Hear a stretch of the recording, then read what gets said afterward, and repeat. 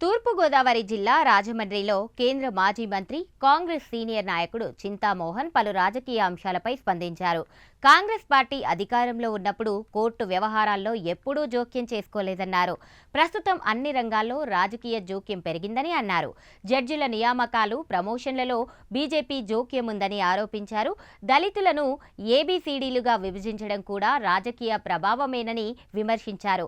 కాంగ్రెస్ అధికారంలోకి వస్తే దళిత క్రైస్తవులను ఎస్పీలుగా గుర్తిస్తామని తెలిపారు.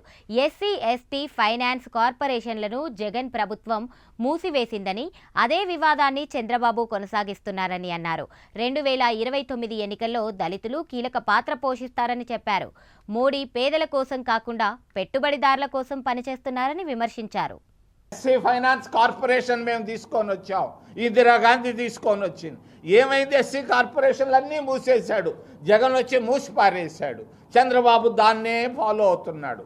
మేము కాంగ్రెస్ పార్టీ తీసుకొచ్చిన SC finance corporation, ST finance కార్పొరేషన్ల పరిస్థితి ఇది. ఈరోజు దళితుల పరిస్థితి చాలా అధ్వానంగా ఉంది ఆంధ్రప్రదేశ్ రాష్ట్రంలో.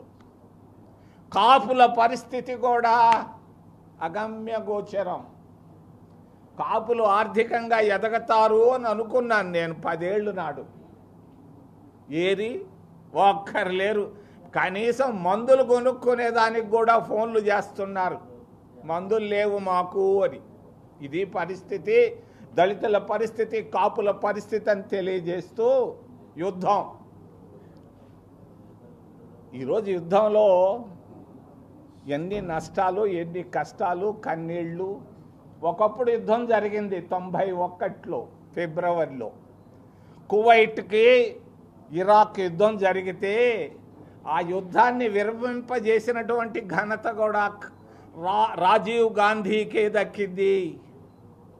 జనవరి, ఫిబ్రవరి 1991లో యుద్ధం జరిగితే రాజీవ్ గాంధీ, స్వర్గీయ రాజీవ్ గాంధీ ధీరుడు, సమర్థుడు, ఢిల్లీలో కూర్చోలేదు మోడీలాగా. యుద్ధం జరుగుతుంటే మాస్కోకి వెళ్ళి గార్బచేవ్తో మాట్లాడాడు. ఫిబ్రవరిలో 20వ తారీఖున, ఫిబ్రవరి 20వ తారీఖున రష్యా అధినేత గార్బచేవ్తో మాట్లాడి యుద్ధం విరమించాలని కోరినాడు. అంతటితో ఆగలేదు. యుద్ధం జరుగుతున్న దగ్గరికి వెళ్ళాడు, టెహ్రాన్ దగ్గరికి వెళ్ళి మరి 24 ఫిబ్రవరి 24, 1991 నుంచి 4 రోజులు యుద్ధంలో టెహ్రాన్లో కూర్చున్నటువంటి ఘనత మరి కీర్తిశేషులు రాజీవ్ గాంధీ గారికే దక్కింది.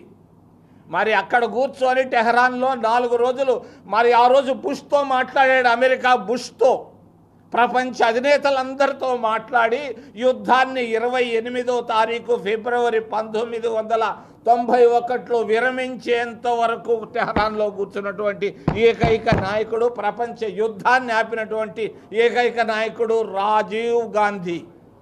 ఈరోజు మోడీ ఏం చేస్తున్నాడు? కాళ్ళుగాలిని పిల్లిలాగా తిరుగుతున్నాడు.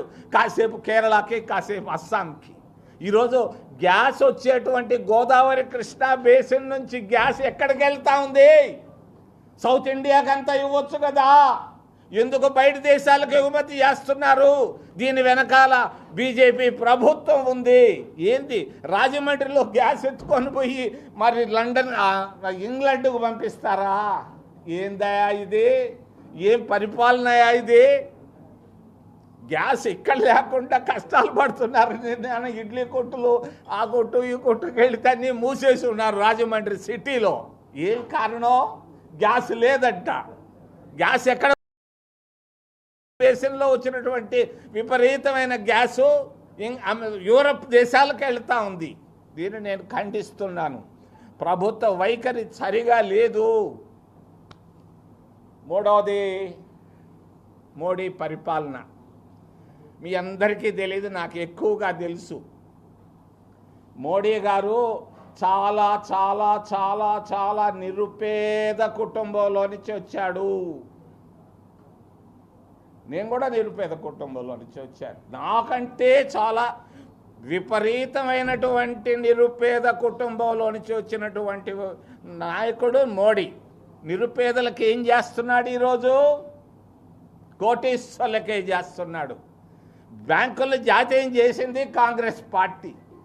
14.5 లక్షల కోట్ల రూపాయల రుణమాఫీ చేశాడు కోటీశ్వర్లకి. వాళ్ళ దగ్గర నుంచి ఏం తీసుకున్నాడు అనేది వాళ్ళ భారతీయ జనతా పార్టీ ట్రెజరీకి తెలుసు, ఎన్ని వేల కోట్లు తెచ్చుకున్నారు అనేది. మరి మోడీ పేదలను మర్చిపోయాడు, పెట్టుబడిదారులకే సహాయం చేసుకుంటూ పోతున్నాడు మోడీ. చంద్రబాబు నాయుడు పరిపాలన అధ్వానంగా ఉంది, ఆయన నిక్కరు ఊడిపోతూ ఉంది. నిన్న గుంటూరులో ఉన్నాను, మరి ఉన్నటువంటి వచ్చినటువంటి డబ్బంతా అప్పులంతా తీసుకెళ్ళి గుంటూరులో ఖర్చు పెట్టుకుంటున్నాడు. అమరావతిలో, అమరావతి వాళ్ళే అంటున్నారు ఇది కమ్మరావతి అని.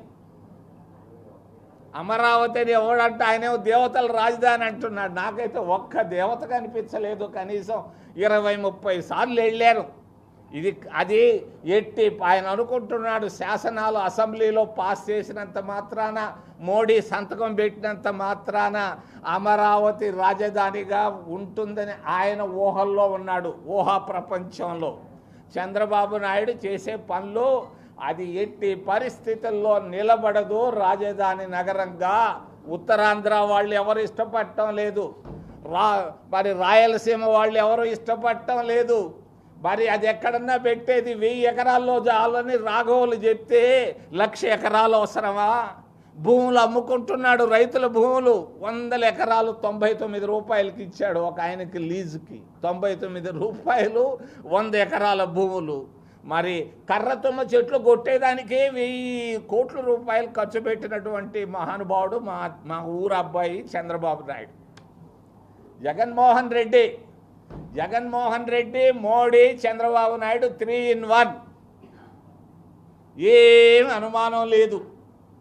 మరి వీళ్ళు చంద్రబాబు నాయుడు ఒకప్పుడు నిరుపేద కుటుంబంలో పుట్టాడు మోడీలాగా, ఈరోజు బిలియనీర్ అయ్యాడు. ఎలా వచ్చింది డబ్బు? జగన్మోహన్ రెడ్డి కూడా చాలా నిరుపేద కుటుంబంలో నుంచి వచ్చాడు, బిలియనీర్ అయ్యాడు. ఎలా వచ్చింది డబ్బు? ప్రజల డబ్బు కాదా? ఏమన్నా కష్టపడి చెమటోడ్చి మరి ఏదన్నా కష్టపడి సంపాదించుంటే చెప్పొచ్చు ఆయన, నేను ఎక్కడ కష్టపడ్డాను. ప్రజల డబ్బును దోచుకున్నటువంటి ఘనత చంద్రబాబు నాయుడికి, జగన్మోహన్ రెడ్డిలకే దక్కిందని తెలియజేస్తూ ఒక్క మాటలో చెప్పదలుచుకున్నాను. సుప్రీంకోర్టు జడ్జిమెంట్ నేను ఖండిస్తున్నాను. సుప్రీంకోర్టు ఎస్సీ క్రిస్టియన్ స్టేటస్ను ఖచ్చితంగా వాళ్ళకి దళిత స్టేటస్ని ఇప్పించేదానికి కాంగ్రెస్ పార్టీ మేనిఫెస్టోలో పెట్టి దీన్ని ఖచ్చితంగా వాళ్ళకి ఎస్సీ స్టేటస్ ఇస్తామని తెలియజేస్తూ ఏదైనా ప్రశ్నలు ఉంటే అడగమని మిమ్మల్ని చేతులెత్తి ప్రార్థిస్తున్నా.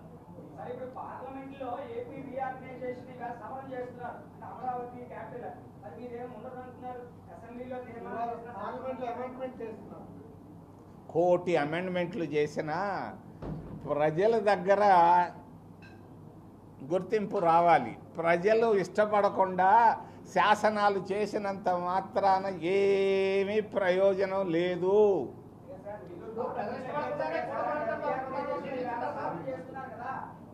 అయ్యా మీరు స్పష్టంగా అడగండి.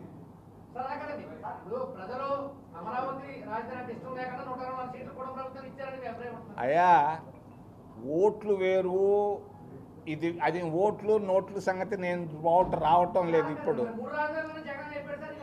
అయ్యా నేను ఒక్కటి చెప్తాను మీకు, సీట్లు లేదు, రేపు వాళ్ళ పాటలు మీకు తెలియదు. ఒక విషయాన్ని మీకు చాలా స్పష్టంగా చెప్పదలుచుకున్నాను. నిన్న గుంటూరులో చెప్పాను, దళితులు దేశ రాజకీయాల్ని శాసించబోతున్నారు. దళితులు, నేను మీకు తెలియజేస్తున్నాను, రాష్ట్ర రాజకీయాలనే కాదు దేశ రాజకీయాలను 2029లో శాసించబోతున్నారు. ఇదయ్యా